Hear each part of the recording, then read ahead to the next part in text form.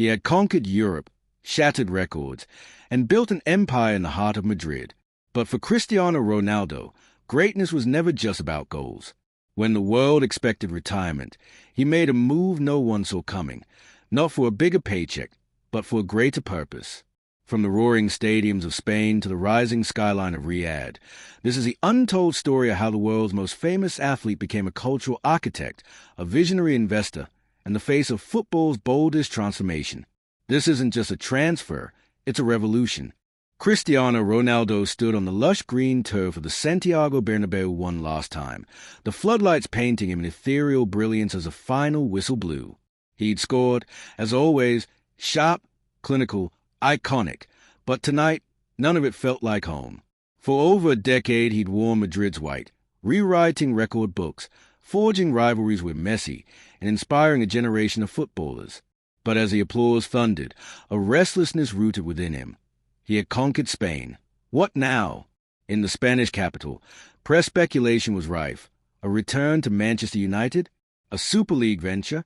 But Cristiano had already mapped a vision more audacious, more rooted in reinvention, and more rooted in legacy beyond football. Walking through the emptying tunnel, he clasped hands with legends on his way, each hug filled with gratitude. Former teammates, coaches, ground staff, they knew this goodbye was different. This wasn't end-of-career complacency. This was pivoting to something greater. In his mind swirled whispers of ambition, of cities far beyond football, of building institutions, of bridging worlds. Back home in his Madrid penthouse, he gazed at his trophies, glittering silver and gold. Each one a milestone, 5 Ballon d'Ors, 4 Champions Leagues, innumerable goals. Yet, under the trophies, blank sheets, plans of a future enterprise. He thought of Riyadh, a city on the rise, where sport, culture, art, and ambition converged. He saw himself there, not merely as a player, but as a catalyst.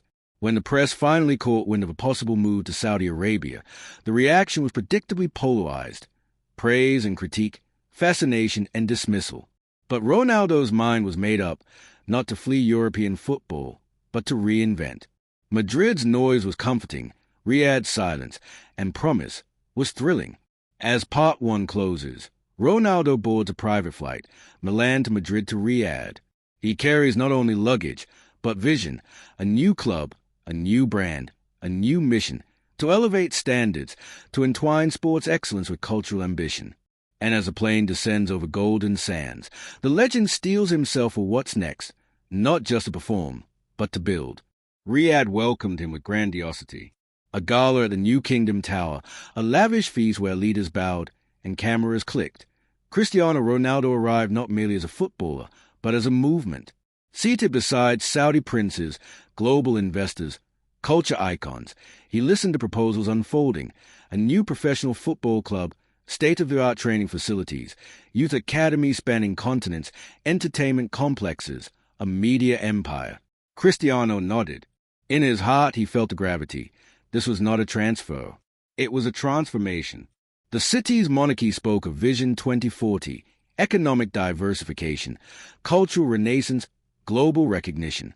And their pitch was clear: partner with us. He toured his soon-to-be stadium, a glistening monument, blending modernity with Arabian architectural heritage. Underground training zones, rooftop wellness centers, education spaces. Surrounding it, hotels, shopping venues, cultural pavilions. He saw classrooms for local youth, pathways for Saudis to study in Europe, sports medicine labs, esports arenas, film studios. In private strategy sessions, Ronaldo positioned himself, athlete founder, investor, global ambassador. He demanded investment in grassroots football, incentivizing local coaches. He insisted on scholarships for girls, something new in Saudi sport.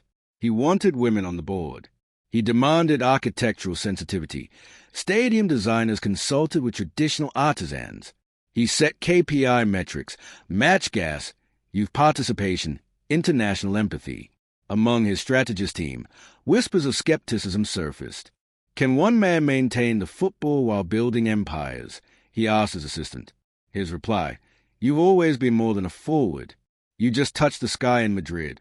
Now it's the whole horizon. He wasn't here to coast. Pre-season training kicked off. Jet-lagged but meticulous, Ronaldo joined players with intensity. Nobody got outworked.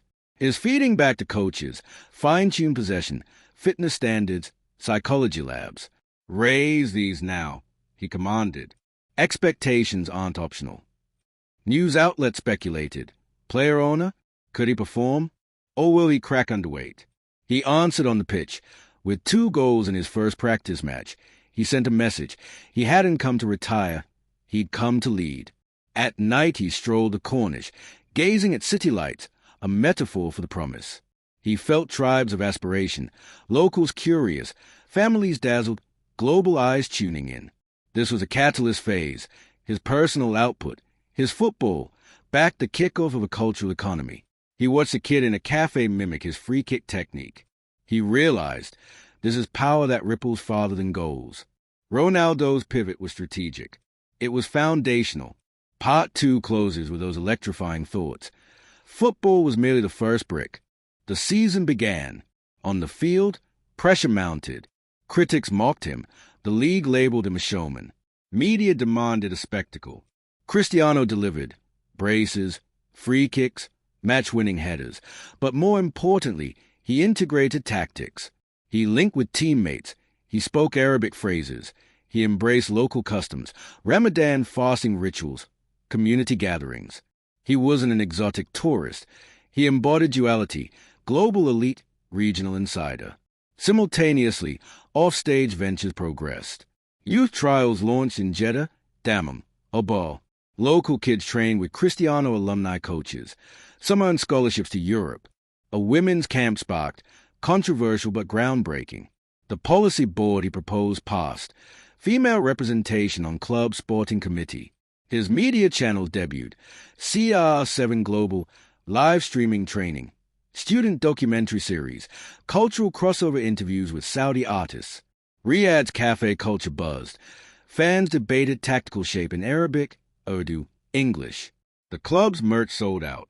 Even luxury fashion brands sought partnerships. Ronaldo's empire was weaving threads of football, culture, prosperity. Yet challenges emerged. Tactical hiccups. A few losses exposed squad depth. Youth academies struggled with desert logistics. Local media questioned his resource-heavy approach. Inside his inner circle, a discord. Investors pushing ROI. He pushing slower, sustainable growth. One pivotal moment. A cup loss in Jeddah triggered controversy. Fans blamed him for not fielding enough Saudis, pushing imports. That night in his study, he called senior staff. We fix, not hide. He adjusted roster quotas, increased training of local players, enforced coach mentorship. No hiding, no excuses, only solutions. Within weeks, the club won a key continental fixture, standard set. His youth players scored on debut. His media series won awards. The infra of the complex opened, science labs, rehab centers, fine arts pavilions. Even his small investment in a Riyadh theater company premiered, symbol of his deepening roots. His red carpet presence, be it art gala or athlete summit, branched beyond football. He spoke of human performance networks, managing partnerships with universities to research athlete health. He backed startups in sports tech, VR training tools. He attended interfaith symposiums. The city's perception shifted, not just a footballer, but an ecosystem architect. By end of Part 3, the club entered the Asian Champion semis. Academy enrollment doubled. Media reach reached Europe and Africa. Ronaldo himself was more than a superstar now. He was a founder. He felt something deeply. Power without purpose was vanity. But power with vision, this was legacy. The season finale arrived in Riyadh's prize arena. The club stood at final match. Champions trophy swinging in the wind. Cristiano, at 40, led them out, not as a passenger, but as heartbeat. He dribbled, pressed, orchestrated the offense. His passes carved gaps. He scored a trademark scorching strike. Net bulged, crowd erupted. Score 2-1. The championship and the continent bowed. Cameras flashed. He raised the trophy. But his speech wasn't just about victory. It was about cooperation. between Saudi and global institutions, between academy youth and headline stars, between men and women athletes, between commercial profit and social impact. In stage lights, with crying kids from orphanages invited on pitch, he unveiled scholarship funds, coach education grants, health outreach programs. He pledged continued investment, not for fame, but for futures. The crowd cheered. Forca, Sia, resonated with Arabic crescendos. Backstage, a private summit commenced. Presidents of European clubs spoke partnership prospects. ME Sports ministers courted learning hubs. Hollywood producers in discussion for documentary season 2. By every measure, sport, media, business, Ronaldo had become cross-sector power broker. When he stepped off the pitch for the final time, cameras caught a contemplative face. But this time it wasn't fatigue, it was fulfillment. He walked through his stadium corridors, high-fiving coaches, waving to academy kids. This was his empire now. Months later, a new initiative rolled out, the Ronaldo Performance University in Riyadh, offering degrees in sports science, media production, business. Ronaldo himself gave lectures, not only on football, but on leadership, ethics, innovation. Crown Prince joined. Ministers applauded. He'd built institutions, not just momentary moments. The book closes back in Madrid, his home, where he returns with his family. Among old friends, he sits quietly, sharing tea, showing his kid the trophies from Saudi, urging them to see not just their father's goals, but the academies, stadiums, scholarships behind them. His Madrid friends ask, "You traded Real Madrid for Riyadh. Will you ever come back?" He smiles, warm but resolute. "I didn't trade. I translated my journey.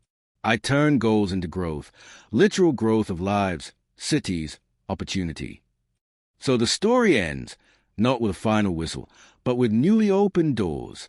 From Madrid's roar to Riyadh's ambition, Ronaldo's greatest power move wasn't a transfer.